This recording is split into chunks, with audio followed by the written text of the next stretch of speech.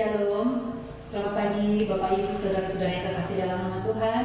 Pagi hari ini kita bertemu kembali untuk kita boleh membawa hati kita ke hadirat Tuhan, membawa kerinduan kita untuk kita boleh nyanyikan di hadapan Tuhan. Mari kita bersama-sama datang dan kita akan menyanyikan pujian dalamnya kasih-Mu Bapa.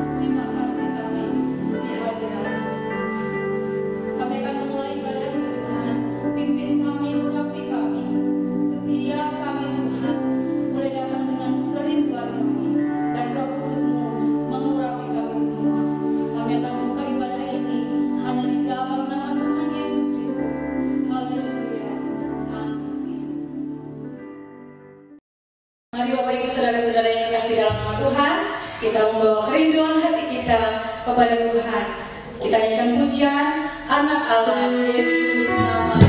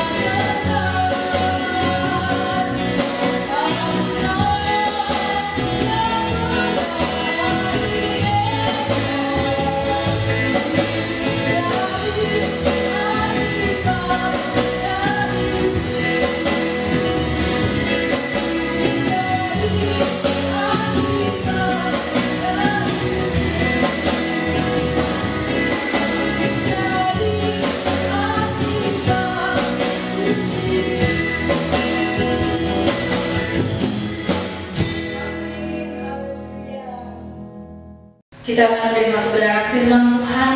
Mari kita siapkan hati pikiran kita supaya firman Tuhan boleh meneguhkan kita. Dia yang sudah mati di atas kayu salib untuk menebus setiap dosa-dosa kita. Kita akan memberikan hidup yang terbaik buat Tuhan. Yesus, Kau kebenaran. Yesus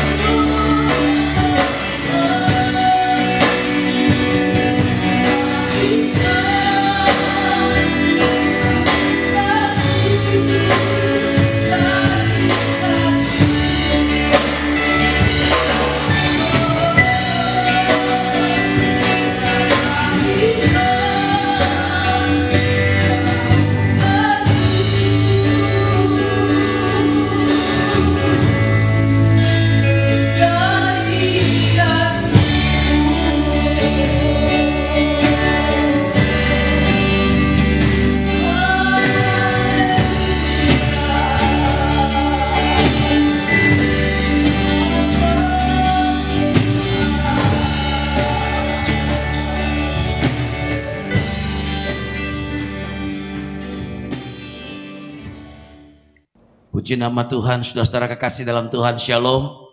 Ada sukacita sore hari ini? Wow, luar biasa ya. Sekalipun cuaca juga kurang bagus di luar, agak mendung-mendung sedikit, bahkan cenderung tadi ada hujan ya. Kalau tadi dari Jelambar juga sudah mulai hujan, tapi sore hari ini Tuhan berikan kita cuaca yang cukup baik untuk kita boleh bersama-sama bisa beribadah. Puji Tuhan. Saya ingin mengajak membaca firman Tuhan yang terambil dari surat Rasul Paulus kepada orang di Korintus, 2 Korintus pasal yang kedua ayat yang ke-15. 2 Korintus pasal 2 ayat 15. Ya. Demikian firman Allah. Bila sudah dapat, saya membacakan bagi kita sekalian 2 Korintus pasal yang kedua ayat yang ke-15. Ya.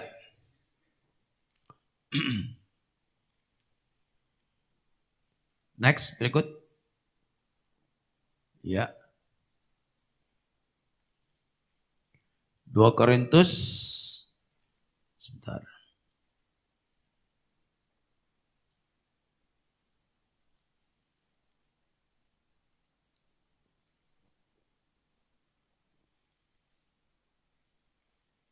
Ya. Pasal yang kedua, ayat yang ke-15, saya mau bacakan bagi kita sekalian. Sebab bagi Allah, kami adalah bau yang harum dari Kristus di tengah-tengah mereka yang akan diselamatkan dan di antara mereka yang binasa.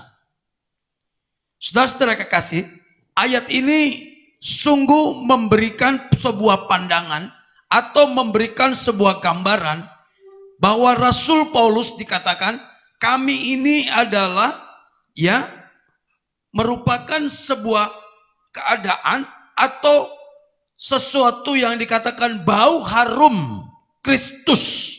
Wow, luar biasa.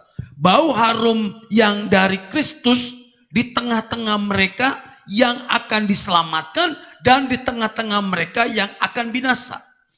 Jadi Rasul Paulus mengatakan dia ada di antara orang-orang yang akan diselamatkan dan orang-orang yang akan binasa. Memang pada hakikatnya di dalam dunia ini hanya ada dua kelompok orang. Ya. Dua kelompok besar manusia, yaitu orang yang diselamatkan dan orang yang akan binasa. Mengenai presentasinya kita tidak bisa tahu. Tetapi pasti ada orang-orang yang akan binasa dan pastinya orang-orang yang akan diselamatkan. Nah, Rasul Paulus menggambarkan ya dalam konteks ini dalam 2 Korintus pasal 2 mulai dari ayat 12 sampai dengan ayat 17 bahwa Rasul Paulus sedang menggambarkan atau sedang memvisualisasikan di mana adalah sebuah peristiwa besar yaitu seperti parade militer bangsa Romawi. Parade militer bangsa Romawi ini merupakan sebuah kebanggaan yang dihadiri oleh para petinggi, mungkin oleh raja, kaisar pada waktu itu, di mana tentara mereka, pasukan daripada orang-orang Romawi, mereka sudah sedang pulang ya menuju ke markas, yaitu di Romawi, dari peperangan mereka di menjajah atau menduduki memerangi daerah-daerah atau negara-negara yang lain. Sebuah parade pasukan yang besar waktu itu. Next berikut. Ya. Terus oke. Nah, sebuah parade kemenangan saya mau katakan di sini adalah begitu megah, begitu meriahnya. Di mana barisan itu mereka sedang berbaris berjalan melewati sebuah panggung kehormatan atau melewati alun-alun istana raja, apakah itu melewati sebuah stadion besar, itu mereka sedang berjalan. Wow, luar biasa. Dengan begitu gagah, dengan begitu bangga mereka semua. Pasukan itu mulai terdiri pertama kali pasti panglima perangnya. Pemimpin perang, jenderalnya, kalau zaman sekarang, jenderal yang memimpin perang, wah mereka berjalan. Naik kuda, tentunya berkuda kan? Mereka berkuda. Naik kudanya putih warnanya mungkin dengan kakak perkasa, diiringi juga dengan para asisten-asistennya. Begitu panjang sekali. Panglima perang ini dengan pasukannya di barisan depan. Next berikut. Nah, mungkin ada barisan tengah. Barisan tengahnya ada pasukan berjalan. Oh, pasukan infanteri juga ikut berjalan mereka. Oh, dengan membawa perlengkapan perang, tombak, panah, kemudian pedang, bahkan dengan perisai. Oh, mereka juga berjalan. Oh, semua riuh, tepuk tangan, meriah sekali. Lambaian-lambaian bendera, umbul-umbul, semuanya mereka menyambut gegap gempita kemenangan daripada pasukan tentara Romawi ini. Dan di belakang daripada pasukan berjalan tadi ada sebuah pasukan lagi. Khusus mereka sedang membawa mezbah dupa. Ini mezbah dupa, dibakar di situ dupa, dikotong ya, mungkin diusung dupa sampai asapnya membumbung. Kemudian wangi-wangiannya pasti yang namanya dupa, wanginya sangat berbeda, sangat khas sekali wanginya. Ada dupa yang dibakar pada waktu itu yang membangkitkan gairah, yang membangkitkan semangat dupa ini. Ketika dia cium, oh, yang menggairahkan. Luar biasa, luar biasa. Inilah yang membuat orang-orang begitu semangat ketika mereka mencium bau harum tadi. Dupa apa sih? Dupa kemenangan. Wow, dupa euforia kemenangan. Itu yang sedang dibangun pada waktu itu terjadi. Dan di belakang pasukan dupa tadi ada juga sebarisan panjang. Siapa mereka? Para tawanan perang. Orang-orang yang kalah, mungkin termasuk raja yang kalah, mungkin termasuk tentara-tentara yang kalah. Mereka juga ikut berparade, bukan dengan bangga, tetapi mereka berparade, dipertontonkan dan dipermalukan. Mungkin dengan tangan diborgol atau kaki yang dirantai, mereka semua berjalan dengan muka wajah tertunduk, dengan muka yang sangat memelas dan takut sekali. Itu gambaran yang ingin diceritakan oleh Rasul Paulus lewat Korintus ini. Jadi Rasul Paulus mengatakan ada dupa di tengah-tengah keharuman. Di antara siapa? Di antara orang-orang yang menang di depan dan di antara orang-orang yang kalah atau para sandera tawanan yang ada di belakang. Tetapi justru Rasul Paulus mengatakan kami adalah bau harum dari Kristus. Di tengah-tengah itu semuanya. Jadi sangat jelas sekali bagaimana fungsi dan peranan dan posisi orang percaya. Posisi Rasul Paulus di mana dia ada di tengah-tengahnya bagi dalam rombongan tersebut. Ya, mereka membangkit. Mungkin bagi orang-orang yang sedang ditawan atau orang-orang yang kalah tadi, termasuk raja atau pasukannya, bau dupa tersebut bukan bau dupa kemenangan, tapi bau dupa kematian. Bau dupa penderitaan. Bau kematian terjadi, segera akan mereka hadapi. Apakah mereka disiksa, ataukah mereka dimasuk penjara, atau mereka akan dibunuh satu persatu, atau mereka akan jadi santapan-santapan, yaitu hewan-hewan peliharaan kaisar, singa yang begitu ganas sekali. Bisa terjadi. Bahkan raja pun akan dipenggal. Kalau kita boleh tahu banyak cerita tentang Romawi ini. Luar biasa. Jadi bau dupa itu mengandung dua unsur. Satu dupa kemenangan, dua dupa kematian. Seperti 2 Korintus pasal 2 ayat yang ke-15 ini. Saudara-saudara kekasih dalam Tuhan. Inilah gambaran yang diterangkan atau yang diceritakan atau yang divisualisasikan oleh Rasul Paulus. Maka daripada itu kalau kita saya mengajak pada sore hari ini. Kalau kita membawa hal ini kepada kehidupan kita sebagai orang percaya. Saudara-saudara sekalian, saudara orang percaya sekarang sedang dipamerkan oleh Tuhan. Lihat, orang percaya sedang dipamerkan oleh Allah kepada dunia sebagai suatu kemenangan yang adalah di mana kemenangan di dalam Kristus Yesus. Saudara, engkau saudara dan saya, engkau ada di dalam pihak kemenangan atau dalam pihak yang kalah. Tetapi pada unsurnya, pada prinsipnya adalah Allah sedang memamerkan, Allah sedang mempertontonkan, Allah sedang mempertunjukkan kepada dunia ini. Apakah dupa kemenangan ataukah dupa kematian? Ini yang harus menjadi pilihan antara kita masing-masing. Maka daripada itulah, pada sore hari ini saya mengajak bagi kita sekalian, kita boleh melihat ke dalam hati diri kita yang paling dalam. Apakah di dalam diri saya sudah ada dupa kemenangan, Dupa keselamatan yang memberikan keharuman baik bagi Allah. Apakah dupa kematian?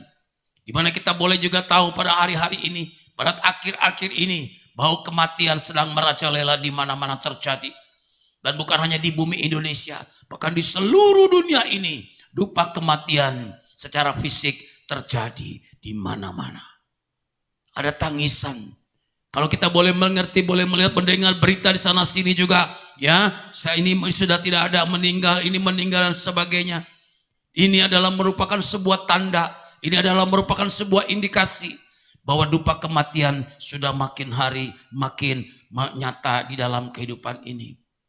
Mungkin di lingkungan kita, di gang kita, sedikit-sedikit kita lihat tanda ada bendera warna kuning. Nah, lewat lagi kapan waktu ada lagi di situ. Ini sebuah realita kehidupan. Saya mau katakan bagi Bapak Ibu Saudara-saudara sekalian, inilah realita kehidupan. Maka pada sore hari ini sebagai orang percaya, ketika kita diberikan kesempatan untuk beribadah, kesempatan untuk memuji Tuhan, kesempatan untuk mendengarkan firman Allah, mari kita memeriksa diri kita masing-masing sekalian. Apakah kita ini sedang dipertontonkan oleh Allah, dipertontonkan oleh Yesus? Apakah kita sedang membawa dupa kemenangan yang menyelamatkan melalui arak-arakan kemenangan tersebut? Ataukah kita sedang membawa bau harum, yaitu bau dupa kematian? Saudara-saudara kekasih dalam Tuhan, aroma inilah yang harus terus kita jaga di hadapan Tuhan. Kalau saudara mengatakan saya sedang membawa dupa kemenangan, maka aroma ini juga yang harus kita pertontonkan. Aroma ini harus kita pertunjukkan, dan aroma ini makin hari makin juga terus merangsang daripada kehidupan, daripada dunia ini. Saudara-saudara kekasih dalam Tuhan, pasti dari antara kita senang dengan bau yang wangi, bukan? Gak ada orang suka dengan bau yang busuk, bau bangkai atau bau yang menusuk hidung kita. Pasti kita akan menutup telinga. Telinga apa hidungnya? Nah, menutup hidung kita, ya, menutup hidung kita, kemudian kita cepat-cepat pergi berlalu. Iya kan? Kalau bau busuk, kalau kita lewat di tempat pembuangan sampah atau lewat di tempat yang kotor, cepat-cepat kita lewat, cepat segera. Bahkan kalau bisa tidak bernapas sepanjang proses melewatinya. Ya kan? Pasti. Tapi kalau bau itu harum, kita mau berlama-lama di situ. Aduh, enak sekali, segar sekali di tempat ini, ya. Di mana kiri kanan ada bunga-bunga yang mekar, ada harum bunga lavender, bunga apa lagi yang paling harum? Bunga melati, ya. Enggak tahu bunga-bunga lain, bunga harum. Kita mau berlama-lama di situ. Saya terlalu percaya Bapak Ibu pasti senang dengan warna yang harum-harum. Ya, nggak senang pasti dengan yang bau busuk dan sebagainya. Kalaupun ada orang yang bekerja sepanjang hari di tempat yang berbau busuk, itu terpaksa semuanya. Ya, bahkan sudah mulai mati daripada saraf untuk penciumannya. Nah, saudara-saudara kekasih dalam Tuhan, ini adalah sebuah keadaan secara kemanusiaan. Saya mau katakan dalam hidup ini, di dalam diri kita ini ada sebuah saraf namanya saraf reseptor. Saraf reseptor, ya. Yang itu yang menangkap molekul-molekul yang ada di udara yang ditebarkan tadi oleh sumber bau tersebut. Apakah bau busuk atau bau harum. Nah, saraf reseptor ini yang menangkap, kemudian dia memberikan sinyal, memberikan informasi kepada otak. Di dalam otak kita ini ada satu namanya otak memori dan satu lagi ada otak emosi. Nah, dua-dua ini otak bekerja. Jadi waktu kita menerima sinyal bau busuk, maka otak memori memberikan mencari data, kemudian dia berikan kepada otak emosi, sehingga yang muncul adalah sebuah ekspresi yang menolak, emosi untuk menghindar, emosi untuk melalukan dari tempat itu. Tapi kalau bau itu harum, maka otak memori mengatakan ini baunya enak. Sehingga membangkitkan gairah, membangkitkan semangat, membangkitkan emosi kita untuk menghirup lebih dalam dan lebih dalam lagi. Itu manusiawi. Ya. Demikian juga dengan rohani kita. Dengan rohani, bahkan dengan Tuhan lebih dalam lagi. Kalau kita senang juga, pasti kita senang dengan bau yang harum. apalagi Tuhan senang dengan bau yang harum bagi orang-orang yang percaya dan mengenal. Nah, bau keharuman tersebut firman Allah sangat jelas sekali mengatakan bagi kita sekalian adalah, saya ulang lagi, sebab bagi Allah kami adalah bau yang harum dari Kristus. Lihat, dari Kristus, bau yang harum dari Kristus di tengah-tengah mereka. Jadi keharuman orang percaya, saudara dan saya, bukan harum dari dalam diri kita. Bukan karena kita perbuatan baik, bukan karena hebatnya saya dan saudara, bukan. Tetapi dari Kristus. Ini yang harus kita camkan baik-baik. Harumnya itu dari Kristus, kemenangan dari Kristus, keselamatan dari Kristus, hidup kekal datangnya dari Kristus Yesus. Berkat datangnya dari Yesus Kristus. Bukan dari upaya kita yang menghasilkan bau yang wangi seperti bunga atau seperti yang lain-lain, tidak. Tetapi ada unsur daripada awalnya, yaitu jelas dari Kristus. Dialah yang sudah memberikan keharuman bagi orang-orang percaya. Lewat apa? Lewat karya Kristus. Lewat penebusan dosa-dosa saudara dan saya di atas kayu salib. Itulah keharuman yang diberikan bagi orang percaya. Ketika kita belum percaya Yesus, ketika kita belum lahir baru dalam Kristus, ketika kita belum menerima penebusan daripada Kristus, saudara dan saya, engkau adalah seonggok bau busuk dalam dunia ini. Oleh karena apa? Oleh karena dosa-dosa, kesalahan-kesalahan manusia. Setiap unsur dosa dalam hidup adalah sebuah kecacian bagi Allah. Dosa adalah sebuah kecacian di depan Tuhan. Maka ketika manusia yang pertama begitu banyak meningkat dosa kesalahan di hadapan Tuhan, kemudian Allah menghukum dunia ini dengan air bah, dimusnahkan semua. Lihat bagaimana kota Sodom dan Gomora, oleh karena kejahatan, oleh karena perbuatan asusila yang besar, sehingga Allah murka atas kota Sodom dan Gomora. Apa yang Allah lakukan bagi kota Sodom dan Gomora? Kota Sodom dan Gomora dibakar oleh Allah dengan belerang. Semua penduduk kota Sodom dan Gomora mati binasa, kecuali Lot dengan istri dengan anak-anaknya. Istrinya pun akhirnya juga mati juga, karena dia tidak percaya akan janji Tuhan. Jelas sekali. Bau busuk tadi adalah bau kekalahan oleh karena dosa kesalahan manusia. Ketika manusia diperdaya oleh iblis, diperdaya oleh setan, karena keinginan-keinginan, karena ketinggian hati untuk menyamai Allah. Bukankah setan membujuk manusia, dikatakan kalau engkau makan buah itu engkau akan mengerti dan engkau akan seperti Allah. Kemudian manusia tergerak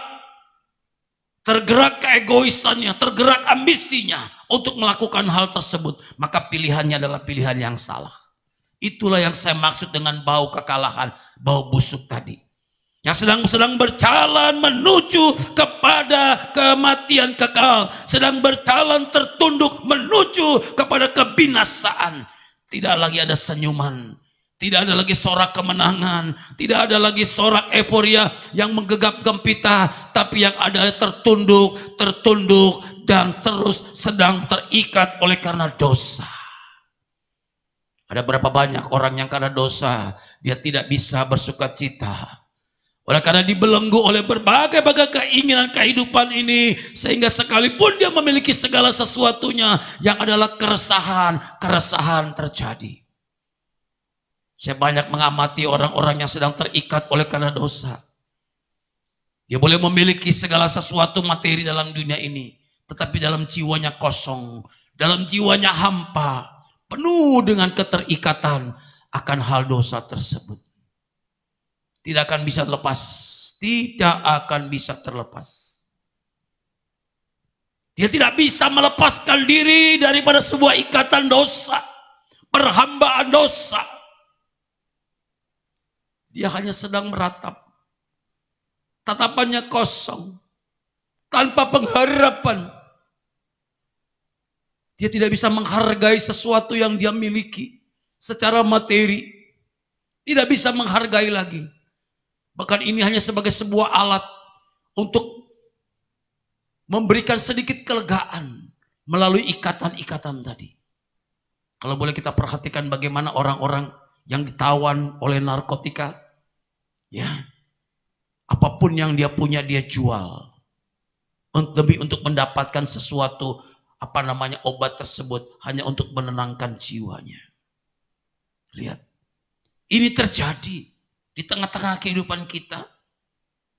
Kalau ini masih ada dalam kehidupan anak Tuhan, mari, tidak ada kekuatan lain yang mampu untuk melepaskan persoalan tersebut. Selain daripada satu itu, bau harum yang dari Kristus. Dialah yang akan membebaskan seseorang dari ikatan-ikatan dosa tersebut. Apakah kita sedang dalam pasukan barisan yang sedang membawa kemenangan? Ataukah kita sedang dalam pasukan atau rombongan barisan tawanan yang perang, yang kalah perang tadi? Kembali terpulang kepada kita sekalian. Namun kuncinya adalah, apakah kita sudah mengenal Dia yang memberikan keharuman, yaitu Kristus Yesus yang sudah mati di atas kayu salib. Mari kita baca 1 Petrus. Next, berikut.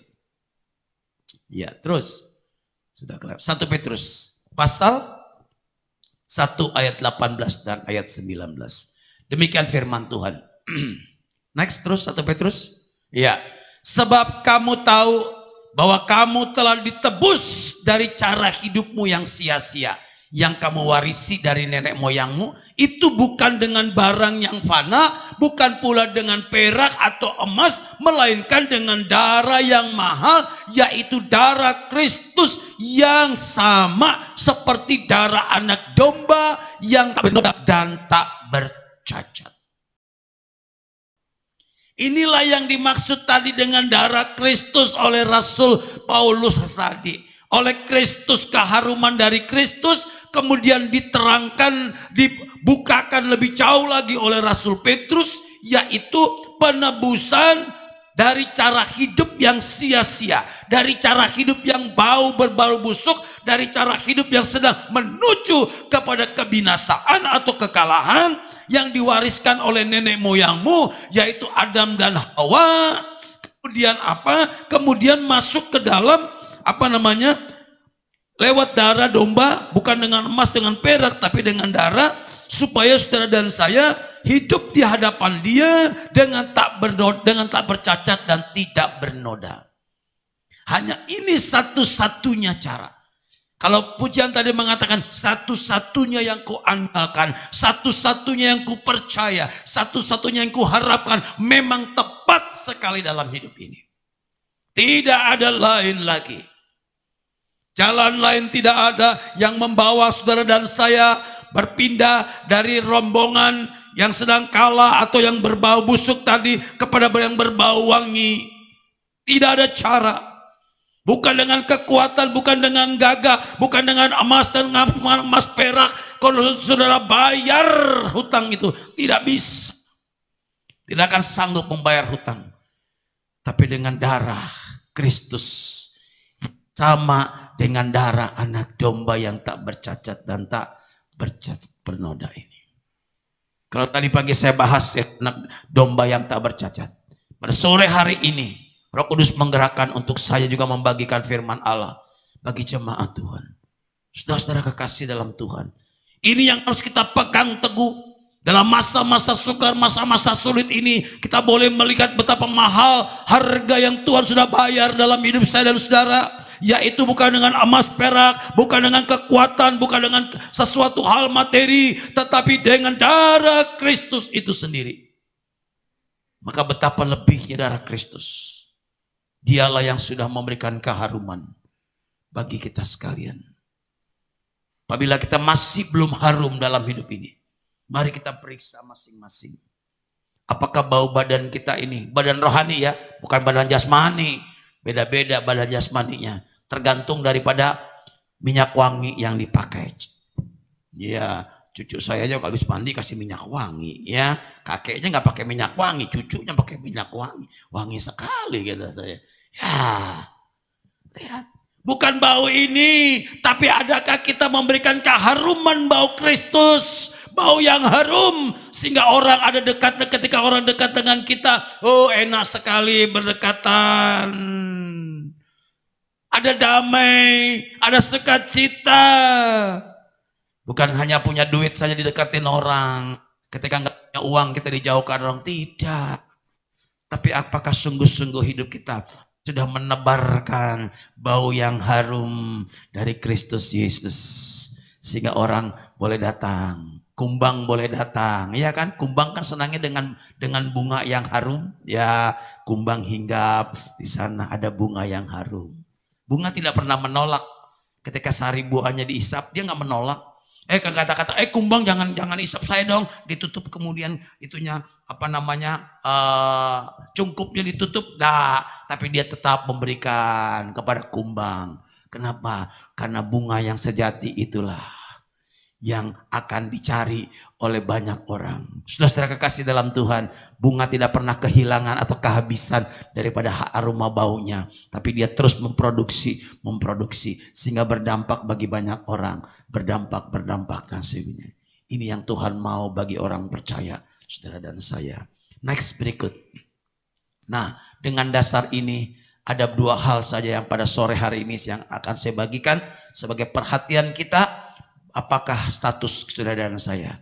Yang pertama, kita harus menyadari, kita harus sadar dan menyadari bahwa pada kita ada aroma kehidupan. Harus ada aroma kehidupan. Kalau tadi ada aroma kehidupan dan kematian, aroma kemenangan dan kekalahan, silakan. Apakah kita sudah memiliki aroma kehidupan atau belum? Atau kita sedang tertunduk jalan di bawah terus, tidak pernah bisa angkat kepala? Tidak. Apa indikasinya yang Tuhan mau? Yang pertama adalah bersyukur. Nah ini. Apakah kita bisa juga bersyukur akan korban Kristus? Mensyukuri akan korban Kristus. Bukan hanya setiap sebulan sekali perjamuan kudus, kita boleh ingat. Pada waktu perjamuan kudus, inilah darah Yesus, darah ditumpahkan oleh karena dosa pelah. Baru kita ingat korban Kristus. Apakah kita setiap waktu, setiap kesempatan, kita boleh ingat akan pengorbanan Kristus Yesus. Ada ucapan syukur setiap hari. Bukan hanya waktu kita diberkati. Bukan hanya waktu kita sehat. Bukan hanya waktu kita dalam keadaan tenang dan bahagia kita mengucap syukur. Tidak. Tapi dalam berbagai aspek keadaan apapun, tetap kita mengucap syukur. Tetap kau mengucap syukur. Maka disitulah ada keharuman yang sedang ditebarkan. Dari bau busuk menuju keharuman. Menuju keharuman. Lewat proses yang namanya kematian dan kebangkitan Kristus. Kenapa hal itu sudah dikerjakan? Yesus sudah mengerjakannya. Yesus sudah membayar saudara dan saya. Sekali lagi, dari yang berbau busuk kepada yang berbau harum. Lewat apa? Lewat kematian Kristus dan lewat kebangkitan daripada Kristus Yesus. Ini yang Tuhan Yesus kerjakan bagi saudara dan saya sebagai orang-orang percaya. Saya teringat akan sebuah kisah Lazarus. Next, berikut. Ya, Lazarus dalam Yohanes pasal 11 dikatakan Lazarus sudah mati dan sudah dikubur. Kemudian Yohanes 11 ayat 38 dan 39 ketika Yesus mendengar cerita dari Marta dan Maria, kemudian masgullah, katanya sedihlah hati Yesus sehingga Yesus pergi ke kubur. Apa kata Yesus kepadanya? Buka, gulingkan batu itu. Apa kata Marta? Kemudian dia berkata, jangan Tuhan, karena dia sudah berbau busuk. Kemudian dia sudah mati selama 4 hari. Apa kata Yesus?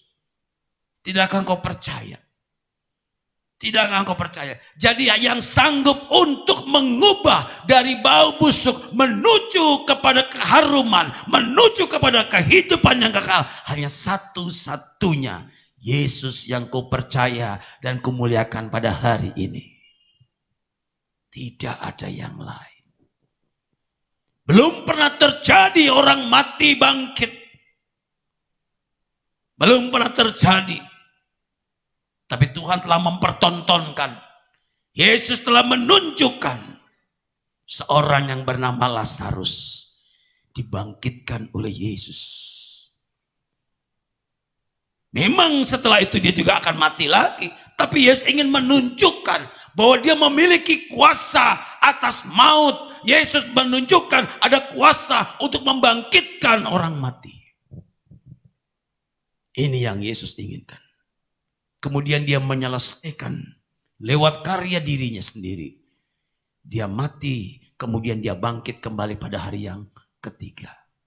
Sangat jelas sekali. Lazarus yang sudah berbau busuk, oleh karena perkataan kuasa Yesus, kemudian dia hidup kembali. Pasti kalau hidup tidak berbau lagi. Kalau kita mati, ya berbau. 30 tahun, 50 tahun kita masih hidup, kita tidak berbau. Tapi kalau sebentar saja kita mati, setengah hari atau 1 hari, pasti akan berbeda aromanya. Ya, pasti berbeda aromanya. Tadinya cantik, tadinya wangi. Cantik, wangi, indah. Tapi begitu tidak ada napasnya lagi, setengah hari saja, sudah orang tidak berani dekat-dekat dengan dia. Kecuali kalau diformalin, ya. Ya, sudah berbau busuk. Itulah kematian. Maka daripada itulah, selama kita masih bisa bernafas, kita harus bisa memberikan keharuman dalam hidup ini. Karena nafas itu datangnya dari Yesus. Ketika Allah mengembuskan nafas awal kepada Adam, maka itulah roh Allah. Kita harus ada miliki roh Allah dalam hidup ini. Luar biasa. Bersyukur. Ku bersyukur Bapa. Belajar bersyukur. Waktu engkau bersyukur kepada Tuhan, dalam kesesakan, dalam ranjang sakitmu, dalam pergumulan kehidupan, apapun dalam kondisi apapun kita tetap bersyukur. Maka tetap ada keharuman yang sedang kita tebarkan. Keharuman yang sedang kita naikkan di hadapan Tuhan. Mengapa? Karena kita sudah memiliki yaitu kuasa kebangkitan daripada Yesus Kristus.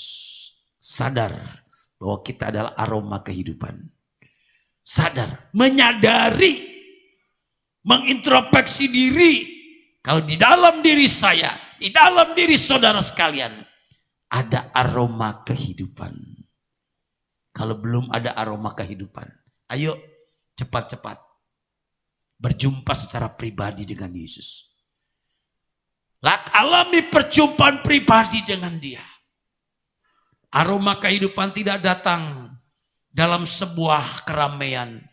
Aroma kehidupan tidak datang dalam sebuah ibadah yang gegap gempita. Aroma kehidupan tidak datang dalam sebuah pengenalan yang sambil lalu. Tidak. Tetapi aroma kehidupan datang lewat persekutuan pribadi kita dengan dia. Lewat pengalaman pribadi kita dengan Yesus. Lewat setiap pergumulan keadaan kita secara pribadi dengan dia. Maka daripada itulah, engkau dan saya harus mengalami akan hal itu. Betapa hebat, betapa dahsyatnya Tuhan Yesus yang sudah menolong setiap kehidupan kita sekalian. Bukankah orang-orang yang telah mengalami perjumpaan dengan Yesus, mereka langsung berkomunikasi dengan dia. Seorang Bartimius yang buta, yang sedang duduk di luar pintu gerbang kota Yeriko. Ketika dia mendengar sebuah hiruk pikuk yang besar di sekitarnya, oleh karena dia buta, maka dia bertanya, ada apa?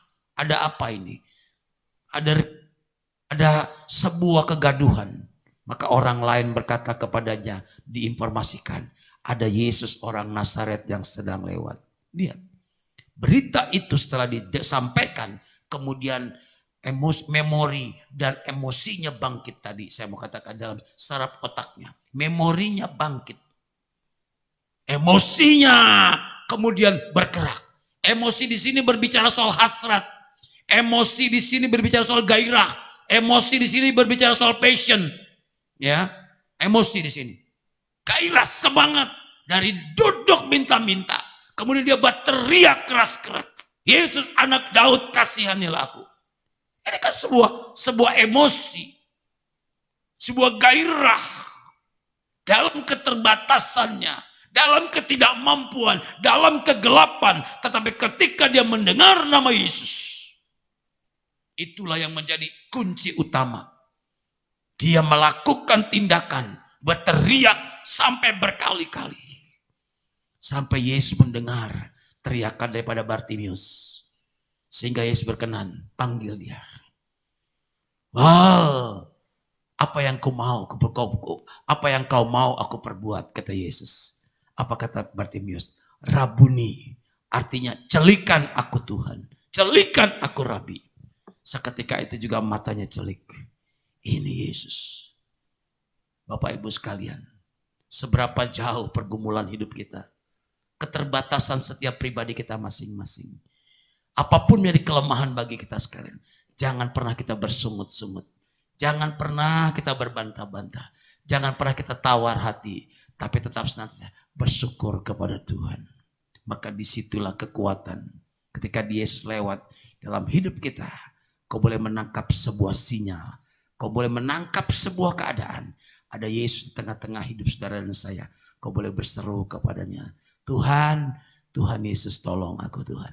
Maka Tuhan akan menjawab dengan segera apa yang menjadi kebutuhan kita. Ada keharuman yang kita dikerjakan. Tapi kalau kita berbau busuk, firman Allah katakan, Yesus juga tidak mau dekat-dekat. Ya, tapi Yesus mau, saudara harus memberikan keharuman. Mari, yang pertama, ayo kita sadar bahwa ada aroma kehidupan. Karena apa? Karena saudara sudah percaya dan terima Yesus sebagai Tuhan dan Juru Selamat. Menyadari ini. Menyadari berarti menghargai. Menyadari berarti memelihara. Menjaga. Jangan lagi hidup kita sama dengan yang lalu. Jangan lagi hidup kita sama dengan orang yang belum percaya Yesus. Memang kadang-kadang kita diizinkan untuk mengalami persoalan yang berat. Kemudian kita melihat orang lain ditolong, orang lain muncul seperti asap. Bani Asap dia berkata seolah-olah dia mengalami kegagalan, mengalami kemalangan. Tetapi ketika dia melihat orang-orang fasik mengalami kemujuran, kesehatan, diberkati panjang umur, maka Asap mulai ragu-ragu. Dalam kitab Mazmur mencatat, hampir saja aku tergelincir, dikatakan, atau terjatuh ke tempat yang licin. Untung Asap sadar akan hal itu. Kenapa?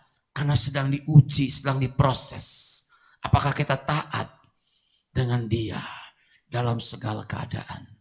Bukan hanya pada waktu kita diberkati, hanya waktu kita sehat, waktu kita senang, kemudian kita bisa mengucap syukur. Tapi mari kita boleh belajar, dalam keadaan apapun kita harus mengucap syukur. Karena Yesus sanggup mengubah dari yang berbau busuk menjadi yang berbau harum dalam hidup ini. Yang kedua, next.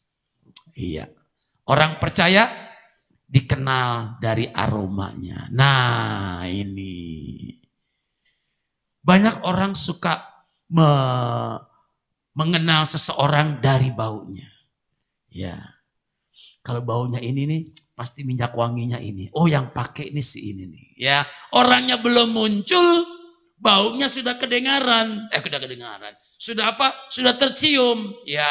Misalkan saya nggak ngerti lah bau apa namanya aroma apa namanya itu minyak wangi segala macam ya.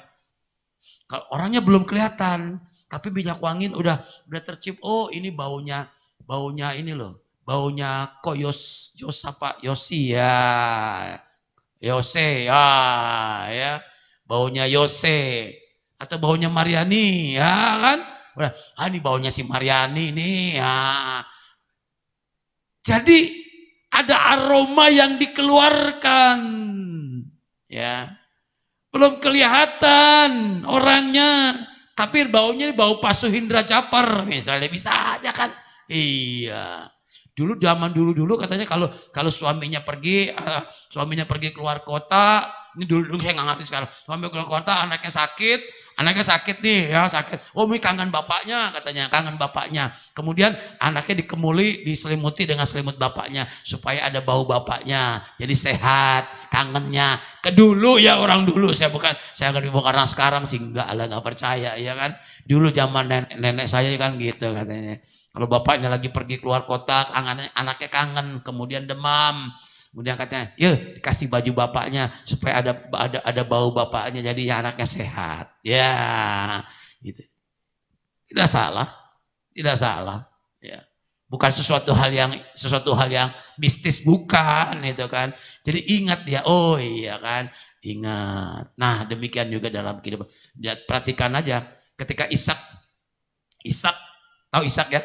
Ishak itu adalah anak Abraham. Ishak udah tua, matanya rabun, matanya buta. Dia tidak bisa kenal anaknya satu-satu, anak dua anak, anaknya Esau dan anaknya Yakub. Tetapi dari baunya Ishak tahu kalau Esau itu dikatakan bau padang.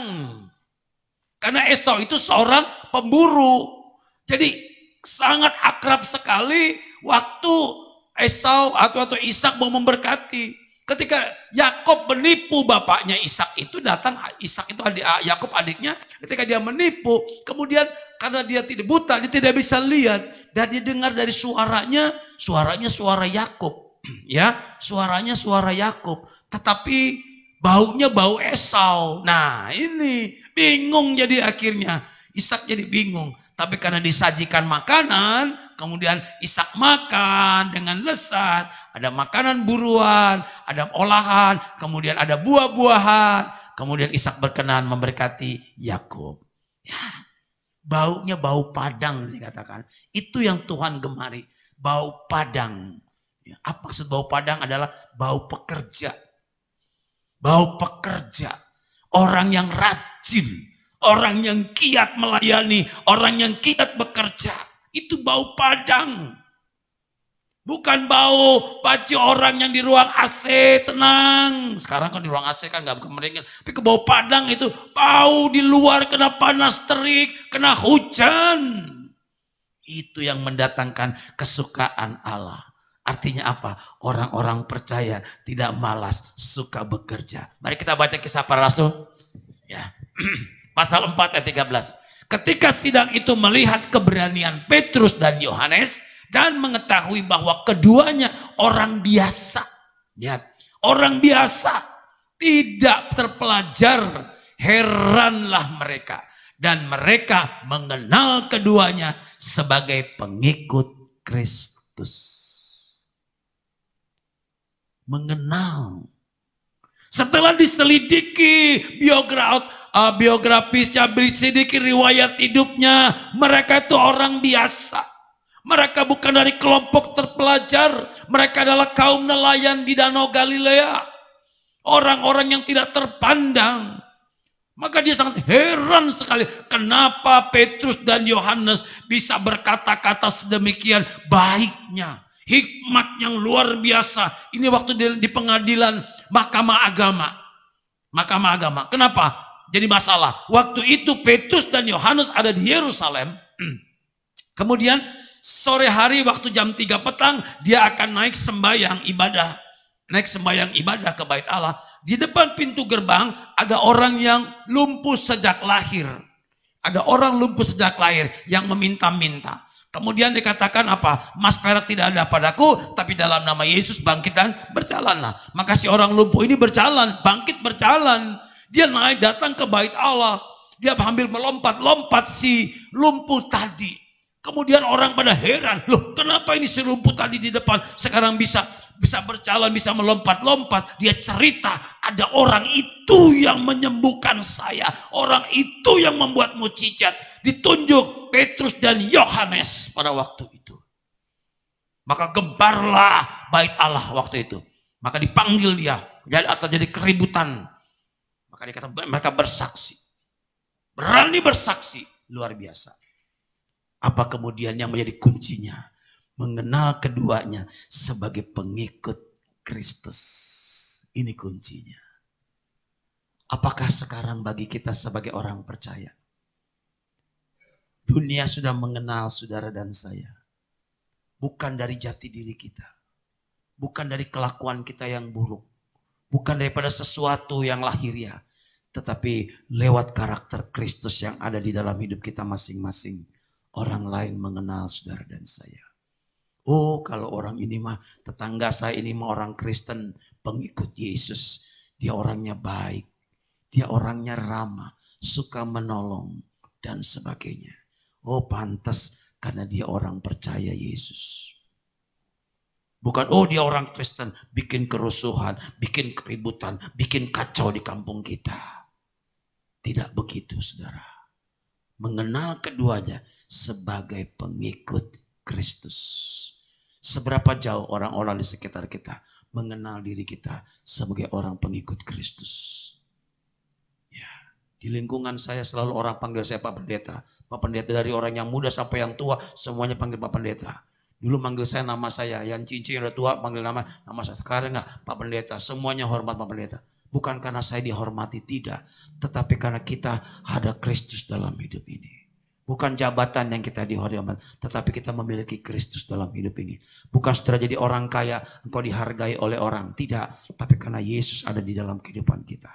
Inilah keharuman, aroma dari kenalnya, dari baunya. Saudara akan dikenal. Saudara akan dikenal.